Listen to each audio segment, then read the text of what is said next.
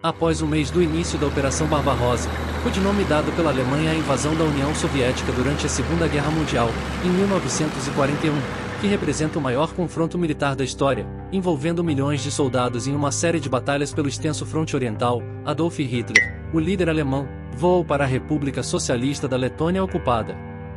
Lá, dentro de um prédio agrícola da aldeia de Malnava, estava localizado o quartel-general do comandante do Grupo do Exércitos Norte, o Marechal de Campo Wilhelm von Leeb. Hitler passou cerca de 5 horas em Malnava, discutindo a situação de guerra com o Marechal Leeb, bem como sobre a nova ofensiva contra a cidade de Leningrado. O principal objetivo da operação era derrotar os soviéticos e consequentemente a conquista de territórios, podendo, assim, expandir o Lebensraum ao espaço vital alemão. Devido aos expurgos de Stalin, o líder alemão acreditava que o país inimigo estaria enfraquecido e poderia ser derrotado rapidamente. Um morador da aldeia recordaria mais tarde que naquele dia, havia notado uma presença massiva de soldados no local, sendo impossível sequer dar 10 passos e não esbarrar com algum soldado alemão. Naquela altura, ninguém imaginava que o Führer estivesse ali. Em agosto daquele mesmo ano, Adolf Hitler, acompanhado pelo líder italiano Benito Mussolini, visitou a fortaleza de Brest, na fronteira com o Reich, no oeste da Bielorrússia. Foi neste local que a Wehrmacht, as forças armadas alemãs, sofreu suas primeiras perdas significativas, ao encontrar uma inesperada e feroz resistência dos soldados do Exército Vermelho. Hitler decidiu investigar pessoalmente o que havia acontecido, além de demonstrar ao líder italiano o poder do exército alemão e sua capacidade esmagadora, destroçando o desesperado heroísmo dos russos. Durante a inspeção, ambos ditadores foram acompanhados pelo comandante da Luftwaffe, Hermann Göring.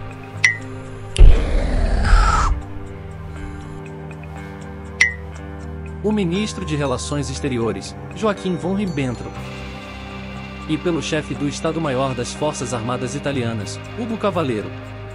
Os alemães haviam logrado capturar a fortaleza logo nos primeiros dias da operação, ainda que a resistência de unidades soviéticas dispersas continuaria até julho. Para assegurar completamente a segurança do ditador alemão, todo o território foi minuciosamente vasculhado, com a intenção de evitar quaisquer surpresas ou ataques. A própria fortaleza foi cercada por uma batalhão especial da Waffen-SS, que sequer permitia a passagem do próprio pessoal militar alemão. O local estava lacrado completamente para manter a segurança máxima, diante do constante perigo. Curiosamente, enquanto os líderes do Terceiro Reich estudavam o heroísmo dos soldados soviéticos em Brest, ninguém da União Soviética sabia disto. A cúpula russa teria o real conhecimento das façanhas dos defensores da fortaleza apenas em fevereiro de 1942, quando o próprio Exército Vermelho capturou os arquivos do quartel-general da derrotada 45ª Divisão de Infantaria da Wehrmacht, com base em Oriol, que havia participado do assalto. Contudo, nem todas as visitas de Hitler às terras soviéticas ocupadas foram breves.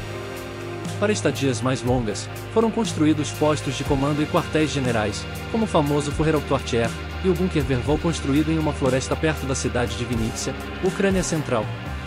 A estrutura central possuía um conjunto de bunkers de concreto armado, cada unidade possuía uma central elétrica própria, além de estações radiotelegráficas. Na superfície, mais de 80 estruturas erguiam-se defensivamente. Entre elas, existia cassino, piscina, cinema, restaurantes e refeitórios. Todo o complexo era cercado por longas fileiras de arame farpado, barricadas, postos de controle, peças de artilharia, canhões antiaéreos, campos minados e até mesmo caças estacionados em aeródromos próximos, apenas à espera de qualquer movimento soviético. A proteção massiva era incrivelmente sólida. Os guerrilheiros soviéticos que operavam na floresta e arredores estavam conscientes da importância daquela construção, mas não podiam destruí-la devidamente. Em uma das áreas do complexo, existia uma horta de vegetais cultivado exclusivamente para a alimentação do líder alemão e a água potável era testada e verificada constantemente. Hitler teria passado um total de 138 dias no local, entre 1942 e 1943, visitando-o apenas 3 vezes. No entanto, foi ali que decisões importantes foram tomadas, como as do ataque a Stalingrado, ao Cáucaso e ao Kursk, que acabariam determinando o resultado da Segunda Guerra Mundial e a queda do Reich. Em 1943, quando ocorria o avanço do exército soviético que lograva cruzar o rio Dnieper, Hitler abandonou a instalação, transferindo-a para o comandante do Grupo do Exército Sul, o Marechal de Campo Erich von Manstein, que permaneceria no local até o final do ano. Em março de 1944, O complexo foi destruído por explosivos pelos próprios alemães, quando se viram forçados a abandonarem a posição. Segundo Stalin, então líder da União Soviética, nenhuma documentação ou material significativo foi encontrado. Os russos tomaram medidas para selar permanentemente as partes subterrâneas e as redes de túneis do complexo.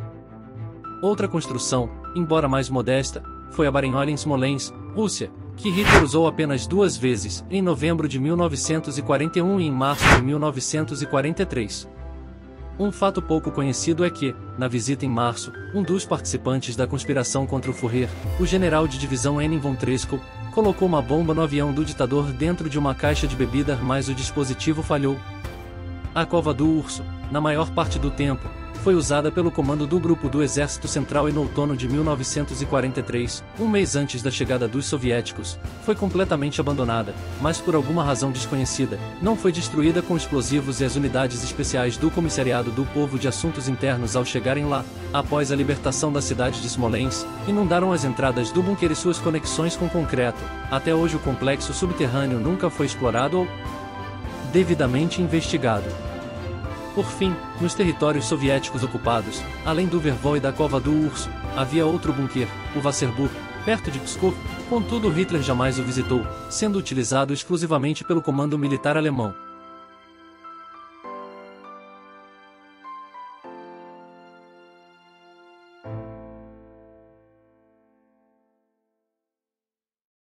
Vamos!